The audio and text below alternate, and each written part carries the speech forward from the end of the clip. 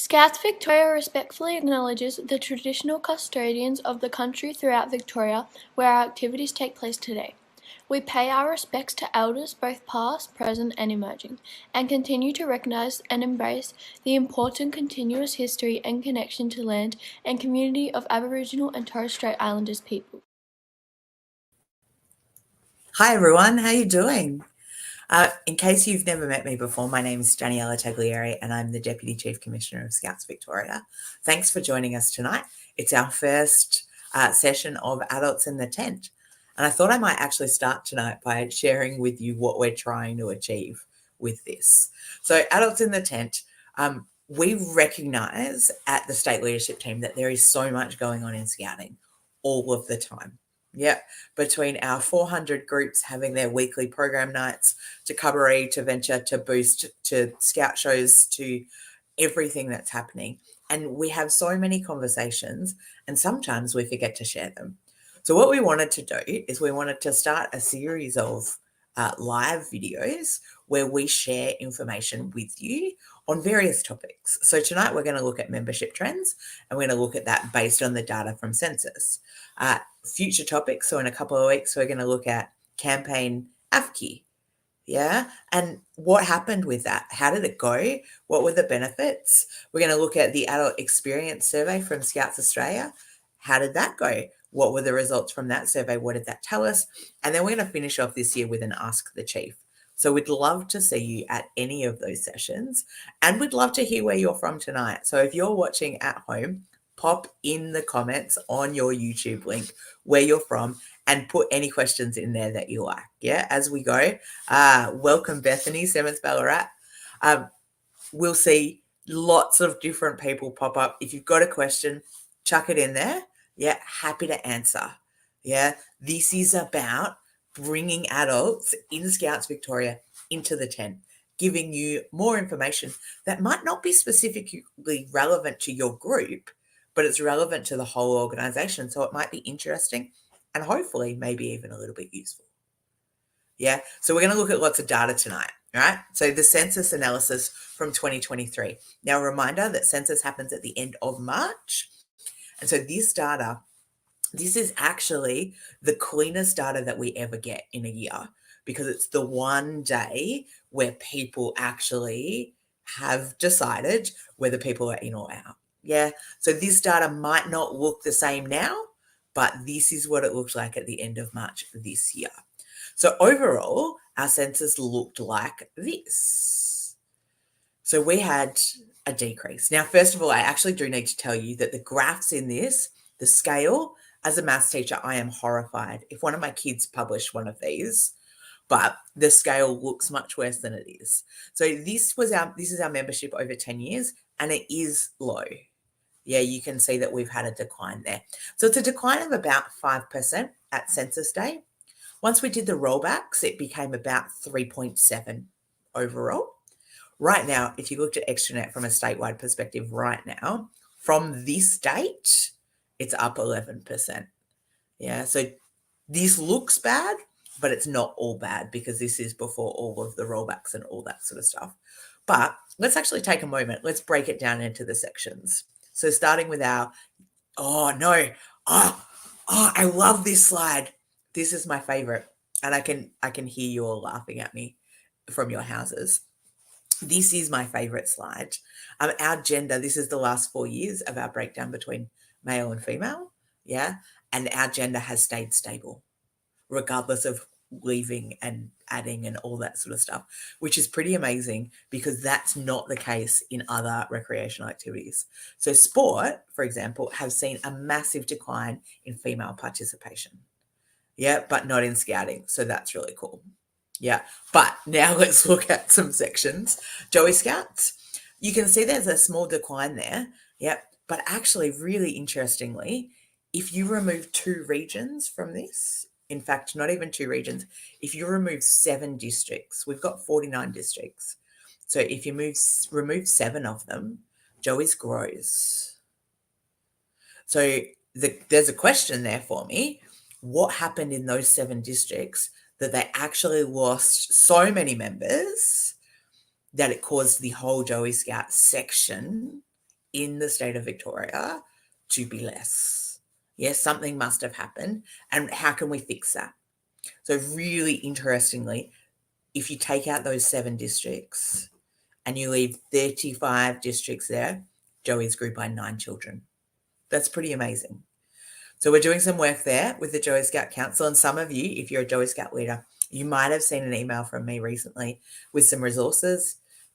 Mob Build, which was an old program that we used, that's on our website. So if you are a Joey Scout leader or a group leader who's interested in looking at building your unit of Joey Scouts, on the website, and we can find that link for you. I think it's actually changed now to Unit Build, but it gives you lots of resources about how to start or grow a Joey Scout unit. Our Cub Scouts had about 4% loss. Yeah, this graph shows it as much bigger. It was about 4%, and to be really honest, that loss was really Plenty Valley and Mount Dandenong, which is interesting because they're also 2 of our biggest regions. Yeah, so I'm not sure that there's actually anything there. A lot of people will tell you that Cub Scout numbers are bigger in this year's census because they were holding on to kids for Cubbaree. Yeah, we did the numbers on that, and there are about 100 kids that could go either way. They could be Cubs or they could be Scouts, which is not really statistically relevant when we're talking about 18,000. Yeah, so it didn't quite work out the way people are suspecting. But essentially, if you took out Plenty Valley and Mount Dandenong here, this grows. Yeah, so that's a really interesting perspective. Now, Scouts. Scouts is not a great story. This age group, and this is not just Scouts Victoria, this is Scouts Australia. This is across our country, this age group is declining.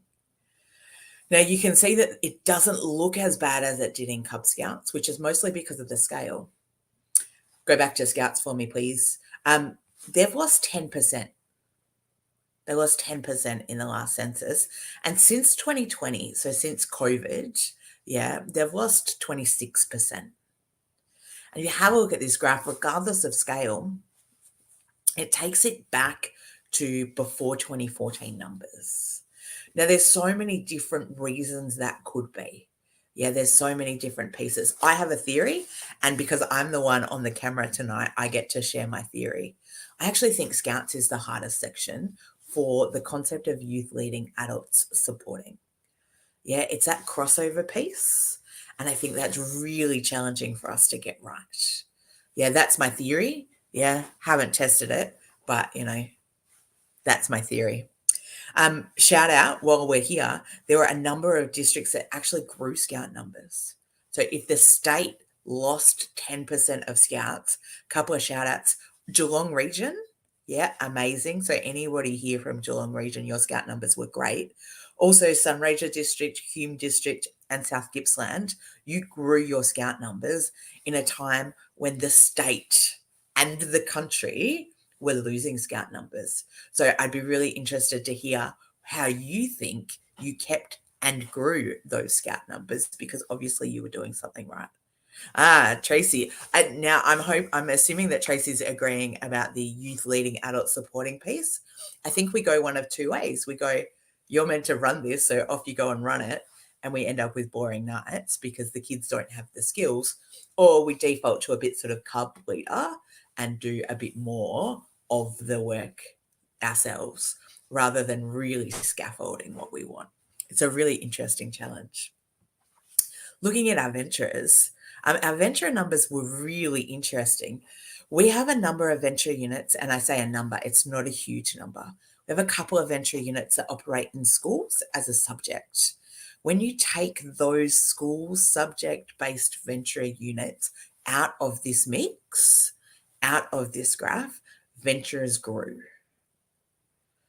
So there's got to be a piece there as well, because how can we be judged on kids who are picking a subject? Yeah, there's a challenge there in venturers in schools, a good challenge. I love the challenge. But if you take out those groups and that stuff, Ventures actually grew as a section, which is pretty exciting because this is historically an age group that doesn't really stick around. Yeah. They're often too cool, too busy, whatever that might be. So that's really exciting to see that our venture numbers are going well. And then our rover numbers, really interesting. 40 kids the difference. And I say kids, and I shouldn't say kids because our rovers are really young adults, but 40 young people the difference. Now, rovers also has a unique challenge, yeah? 18 to 26, that's a really big space to keep people interested. Yeah. So to have lost 40 people at census is like a massive achievement. On top of that, historically, and it's gotten heaps better recently, historically, rovers are the biggest proportion of rollbacks because they don't pay the bills. Historically, the group leaders also didn't communicate with them very well. So I'm really impressed by the quality of communication group leader to rovers now. Amazing. And, we're getting more rovers actually paying their bills to indicate that they want to stay because that's actually what paying the invoice says. It says, yes, I value my scouting and I want to be here. Yeah, 40 people. There's nothing in that at all. So overall, right, you can see across that while our numbers are down, we can really pinpoint some key parts where we can actually have a look at that and unpack why, how, all that sort of stuff. So that's what we've been doing at a state level. And you might have seen pieces of that, but this is the data that's informing that. So recruitment is really interesting, particularly post-COVID, and what sort of recruitment we are getting. Yeah, so we are actually getting pretty good recruitment numbers. Yeah, so this next graph, it will show you the recruitment that we've done across the last year. So year to year, so our census year in scouting 22 and 23, we were up 12% on our recruitment. Yeah, that's fantastic. It was only 1% down from pre-COVID. Yeah, so you can see the years of COVID were obviously down. People weren't joining anything really because they were locked in their houses. The other thing here that's really interesting, and I don't have the data with me tonight, we have seen a massive increase in our inquiries to join, but we've seen a massive decrease in our actual conversion to membership. So that's telling me that our marketing is fine. Yeah. So thank you, Jason and Michelle and our marketing team. Our marketing is working. We're getting the inquiries in. What we're not doing is we're not converting them to members. So another project that we want to look at is how are we actually converting those people? And it comes back again later in the exit survey. So I'll show you some more data about that soon. So from here, we're going to look at some more statistics. So I've done this one, just Scout. We're not going to go section by section because I'm interested in the Scout section having lost 10%. Yeah. And is it because kids stayed in Cubs? Is it because we're not recruiting them? This actually says that it's probably neither of them. Yeah. So we recruited over 1,000 kids into our Scout section last year. So 1,200, and then the top of this graph is 1,400. So there is a decline, 200 kids, but it's not 10% of our Scout section. So what that's telling us is that kids are choosing to leave Scouts as a concept. They are choosing to leave. Yep. What can we do to keep them in? That's my question to you while we keep looking at some data. Pretty picture just so you have a picture. Yeah. Now we're going to talk about churn. Churn, our definition of churn is if you enter and leave in the one census year, right? So if you joined in April 2022 and you left in December 2022, you are churn. Yeah. So you have not actually made a full census year. So our churn statistics, these are really interesting because they tell us the people that we're not actually engaging. And this is also really interesting. So 987, about 1,000 people we churned last year. And the most of those were Cub Scouts. Yeah, so the highest proportion there, Cub Scouts. I'd love to hear if anyone has a thought as to what that means. Yeah, why we are churning Cub Scouts.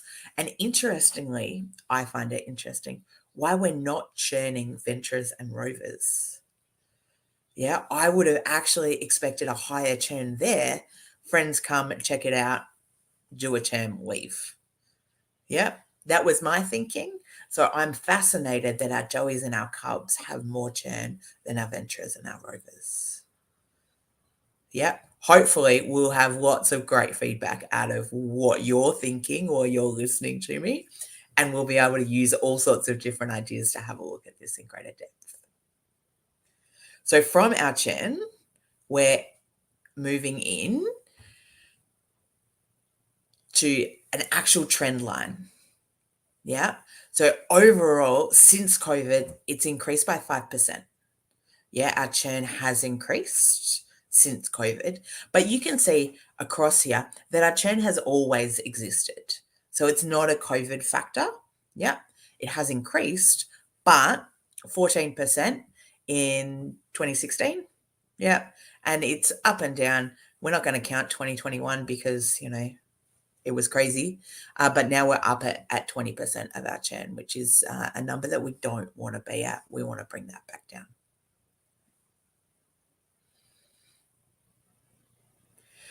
Is it the point where families start shopping for activities? Quite possibly. As young kids, that Joey Scout, Cub Scout, absolutely, that could be a reason for churn. And I wonder why we're not actually delivering a program that stops them looking elsewhere. I'd be really interested, and I haven't done it. I haven't done the data, but I'd be really interested to see whether the churn actually occurs in those regions that I told you before we're struggling to keep the numbers. And Vennies and Rovers stay as they have a say. Absolutely. You're of an age where you can say, hey, mum and dad, I really like this activity, or you pay for it yourself. And you're right. Cubs and Joeys have no input. So there is definitely a parental factor there as well. And parental conflict, really interesting, came up also in our exit survey. Some really good thoughts there, team. We're going to keep going into one more for me, interlinking. So I reckon we have 3 really key places where we lose kids. I think it's onboarding, so that conversion piece. I think it's programming, and I think it's linking. Yeah, and let me show you a graph to tell you why I think that. So you can see our highest graphs here are the ones with generally 2 colors. Yeah, so there's this point at 18 where we lose kids. This is by percentage, not by age. So 18 going to Rovers is a point that we lose kids, and there'd be a billion reasons for that. Yeah, moving, changing, going to uni, moving out of home, finding yourself, growing up, all of that sort of stuff, finishing school. But also there's a couple of other really strong points there. The 15-year-old line, that is a line that worries me. Not for any particular reason, but that's telling me that kids aren't actually wanting to move to Venturers. And that's the really scary one. Yeah, that's when you actually do have a say, and you might go for a night, and if you don't love it, you're probably not going to stay. There's another piece here at 12. That's our next highest, and that's that 11, 12 is sort of that Cub Scout to Scout age, but it's also the age where we go to secondary school. So there's definitely a piece in there about people, and I hear it quite commonly that they're in year 7 now, they need to concentrate on their schoolwork. So we need to develop some resources to help our leaders have those conversations. Yeah, some interesting data in that one as well. So moving into the next section, we always talk about major events being a key factor of promoting retention. Yep. And so this data, we've done a cubbery since this one, but these are the last three from census. These were the three major events for these young people. And you can see from these three graphs that we're about to see that they actually do have a retaining factor over the period just after the event. So on the graphs here, yeah, you can see that they have a retention factor after the event. Yeah. So what we're seeing here is that, for example, in the kangaroo bit, yeah, the kangaroo bit tells us that 37 months afterwards, we still have a difference between the people who attended and the people who didn't attend. But the significant drop is directly after. Yeah, so the significant drop is in the year after a major event. And there'd be a few reasons for that, but one of the reasons is that people don't feel included. So that's really interesting. And obviously from VicTem, we don't have longitudinal data there. Michelle, who's behind the screen tonight, she tells us that we've got some thoughts about churn that I'd love to see. So let's go back to churn, yeah, and let's throw up some of those thoughts around churn. It's Zoe, great question. It is proportional, so it's percentage based on the number of people who are that age at the time. I've got the raw one too, but I didn't think I'd show both. Yeah, so if you want to see the raw one, send me an email. Absolutely, dcc@scoutsvictoria.com.au, and I'll flick it straight back to you. Brad, excellent, 100%. Very few rovers coming in off the street. Yeah, so completely cold. And if you're not 100% hot, you're probably not likely to register. I'd be interested in doing a bit of a map on when the cold rovers, for want of a better term, when the cold rovers do come in, like, is there a point that actually that they join for? Do they join because they want to go to Mudbash? Yeah. Yeah, Kylie, that's a really interesting point about Joey Scouts. Yeah, neurodiverse, and it's so busy and so overwhelming, particularly if you're in an old scout hall. Yeah, absolutely. That can be really challenging, particularly for the young kids. And also going into school is challenging enough. Yeah, like there are a number of challenges there. 100%. Oh, rovers don't encourage venturers to join. Yeah, it's really fascinating, actually, because some regions, and rover regions are slightly different. Yeah, so there are only 8 rover regions where there are 11 Scouts Victoria regions. Absolutely. And when you do move for uni, that's such a challenge. We need to actually get better at start linking those young people who have left into other rover units that might be in Melbourne. Yeah, or in a regional town. Yeah, you might go to Bendigo for uni. Well, let's actually link you into that local rovers. Yeah, Greg, that's what I used to be a rover advisor. That was my thing as well. Go to try a night or two in 3 different crews, units, and then work out which one you like. Yeah, I would encourage anyone not to just go to one because every unit is so different. And yeah, at Cubs, it's different week to week. Yeah, you don't quite know what you're going to get. It's a stable experience. That's a really good way of putting that, Chris. I like it. At swimming, you would definitely do the same thing week to week. Zoe, I know that you are a rover heavily involved in Gippsland, so that's really good to hear that that's the process. I wonder whether the other regions do the same thing. Yeah, and I wonder if you guys discuss that at all. I think that could be a really interesting thing to discuss, how we do that. Yeah, absolutely. Some really good comments here. Yeah, I love it. And already, right, you have proven that Adults in the Tent is worth running. Yeah, because you have given feedback that is really helpful to understand what is going on. Yeah. Now, I'm sure that a lot of you actually want to know about leader numbers. Yeah, so let's have a look at the leader statistics. Yeah. Now, we're going to go through, first of all, we've just got the generic stats. And then we've actually done some number crunching about trends for our leaders. So we brought in 746 new leaders in the last census year, which is on par. Yeah, you can see that, in fact, it's actually quite a good number.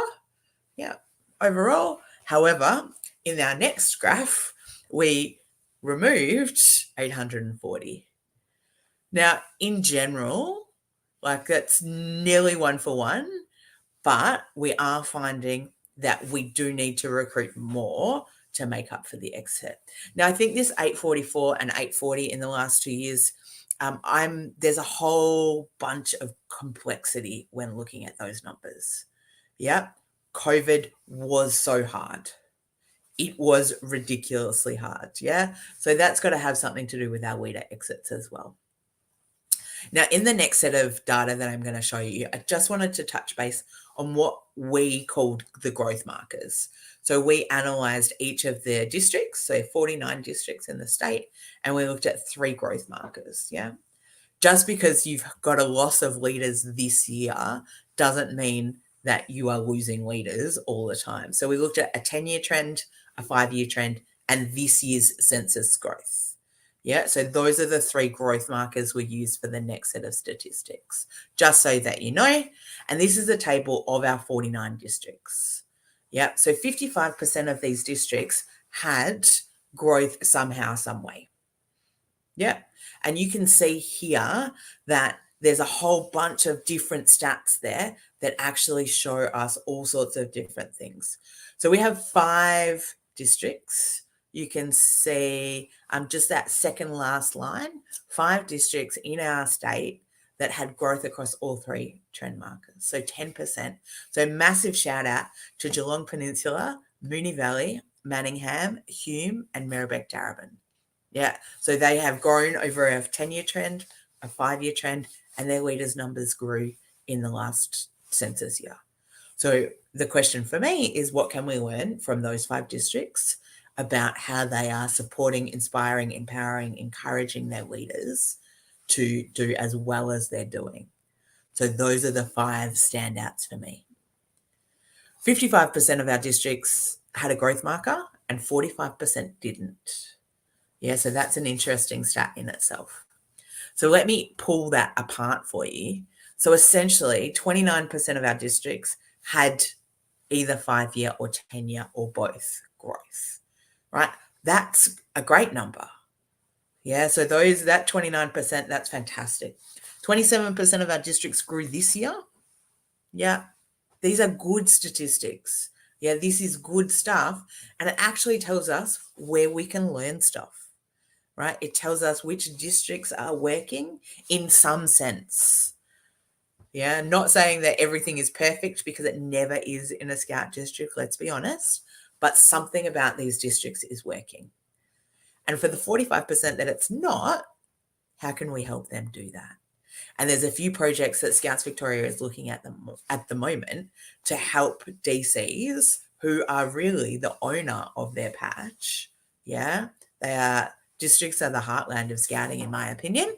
How are we going to empower them to empower their leaders? A really challenging question there. So moving on from there, we're looking here at our exit survey. So some of you might not know this, but we put out an exit survey straight after census for anyone who has left us, young person who has left us in those 12 months. Yeah. So we got just under 600 responses, which is a great number. And here are the stats about the number of people who responded. I love the 0.8%. Yeah, 5 rovers responded, which is delightful, and it just made me giggle. But 41% of the respondents were Scouts. So there's amazing data here that links into our declining Scout numbers.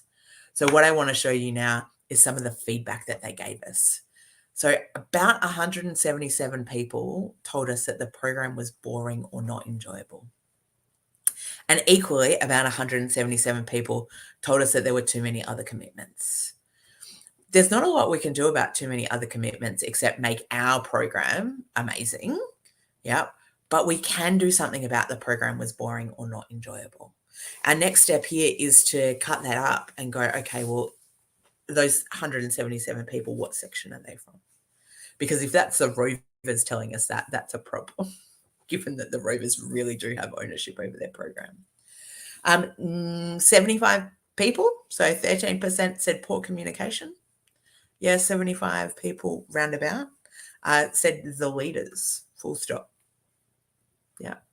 And 75 people, 13% said personal circumstances. That's completely fair enough. Like, people are always going to have something going on in their lives, and that's okay. Yeah, we can't try and fix that. Yeah. So there's a lot of feedback in our exit survey that we're just actually cutting up now. So the first thing we do is we invite people in our exit survey to ask if they want to be contacted by us. So we've done all of those calls, and now we're just cutting up the data to see what we can learn from it. Yeah, so there's some really interesting stuff in there, including some feedback. Generally, what we're hearing, yeah, is that there are a number of groups that are not, they probably think they are, but are not being welcoming to new families. The new families are feeling like a clique. Yeah, so it's a bit of connection. Yeah, and the new families are not feeling like they can break in. There's been a bit of a trend over the last couple of years asking for Cub Scouts and Scouts to start and finish earlier. Yeah, every cohort of people, every community is going to be different there, but it's interesting that it's a trend, a theme in our exit survey. A really strong theme here is that our communication is not great. Yeah, so that's a really challenging one because we are volunteers. Yeah, all of us are volunteers. And how are we expecting our volunteers to communicate with our people? Yeah, with the members. I don't know the answer to that because every group does it differently. I think my advice to anyone on that one would be to actually have a system. Yeah, how do you communicate in your group? And then make sure that everybody knows that. And probably one way isn't enough. Yeah, something to think about. There was also a new theme in this year's exit survey about the change in expectations between sections. Yeah, particularly between Cubs and Scouts, that there was a very different feel from the leaders. That's going to happen. Yeah, we're all individuals. That is always going to happen.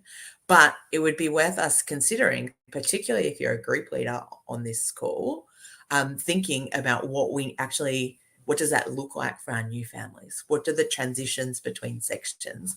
And how do we set our expectations section to section? How does that look? Yeah, what does that look like in our community? We often get the comment about supporting additional needs better, but this survey was a little bit different because it commented more than once on dietaries. Yeah, so there were comments in there from parents of diabetic children and parents of anaphylactic children and parents of people who don't eat particular foods for religious or cultural reasons.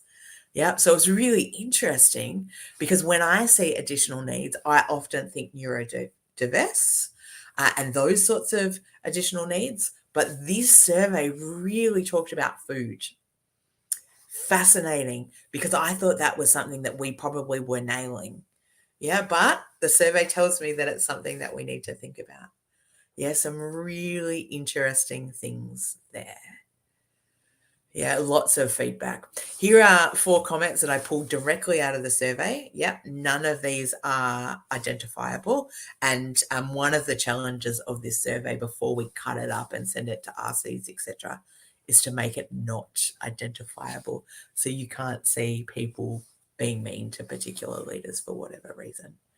Yeah, but these were just 4 of the comments that I felt reflected the themes in the exit survey. These were the things that were often coming up.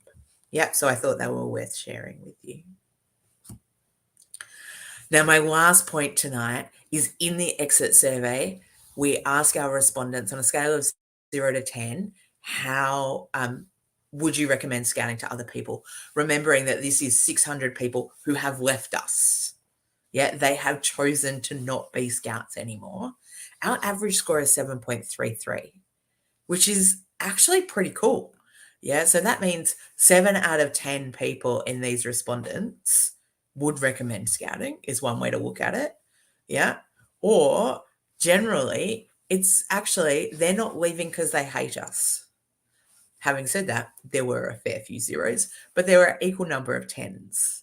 Yeah, 7.33. And if you in your industry work on net promoter score, you'll know that that's not quite net promoter. Yeah, but how good is that? These people, they've left us and they're still willing to recommend us. Yeah, so that's pretty cool. I'm pretty happy with that. Team, that's it for our data. Yeah. Questions, anything you want to know, ideas, suggestions, go for it. Yeah. Love it. Melissa, I'm assuming you're talking about the exit survey. That's my next challenge. Yeah. I was hoping to have it done by now, but I haven't. That's my plan. Yeah. To not so much metro region, but actually looking at it from our region's perspective. Good question.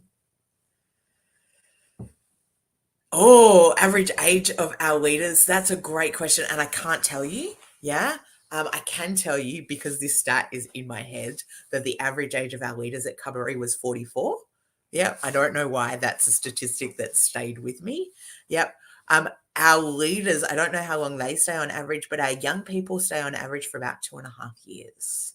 Yeah, that's dropped. It used to be 3.5, and that's dropped at the moment. But we've also actually, for the maths people around, we've also changed that to a median, yeah, and not to an average. So our data is a bit skewed because in the past we used to calculate an average, and now we're going to calculate a median because we actually want to take the churn out of one end and we want to take our lifers out of the other end. So our average is about 2.5. Absolutely. And Tracy, in the exit survey, there were a number of comments about not being able to commit as parents.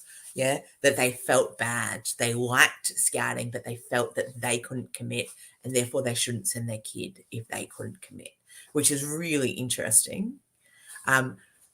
Alistair, always Joey's. Absolutely. There's so much there.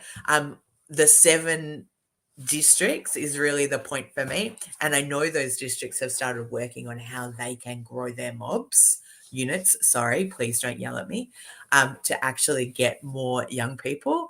And I'd be really interested in working with anyone who's wanting to get their Joey Scout numbers up.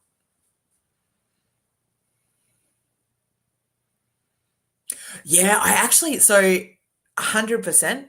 Yeah, I took out the region based data, so the 11 regions, because I didn't want to pick on anyone really. Yeah, but I'm actually reading the question. I'm not really sure that you guys want that. I think you actually want it split between, and I often split our data in 3 ways. So metropolitan, regional, or rural. And I use those terms, metro being Melbourne, essentially, regional being town based. So if you are in, Bendigo, Shepparton, Ballarat, Geelong, that sort of stuff.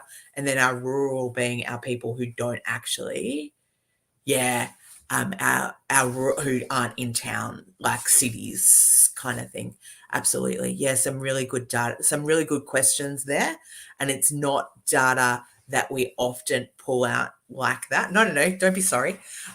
We generally move our data into our regions rather than breaking it up that way. Be really interested to do that. Is there a particular piece, Melissa and Zoe, is there a particular piece that we should start with? You can answer that at any time. Yeah, I'll check in the YouTube chat after the event. Team, thank you for joining me tonight. Yeah, I hope that you found it useful. I hope it was interesting. And I hope that you'll join us for the next Adults in the Tent, which is next Wednesday, where Lisa Picking will be joining me. So Lisa Picking was the Assistant Chief Commissioner Program Strategy. So she was the architect with Diana Swift of campaign ACFI. Yeah. Adventurous, challenging, fun, and inclusive. Yeah. She was the designer and the person driving that until she got a new job and she's now the International Commissioner for Scouts Australia. But she's going to come and join us and actually unpack what sort of statistics we saw come out of that program. And I can tell you that we did see some really good uptake in level 1. And I don't have the data yet on level 2. So she's going to show us some stuff about that. And then in a couple of weeks' time, I hope you come back when we're joined by Craig Wan, who's the Assistant Chief Commissioner, People and Culture, because he's going to unpack the Adult Experience Scouts Australia survey with us. So have a great night. Thanks for joining us, and I'll see you next week.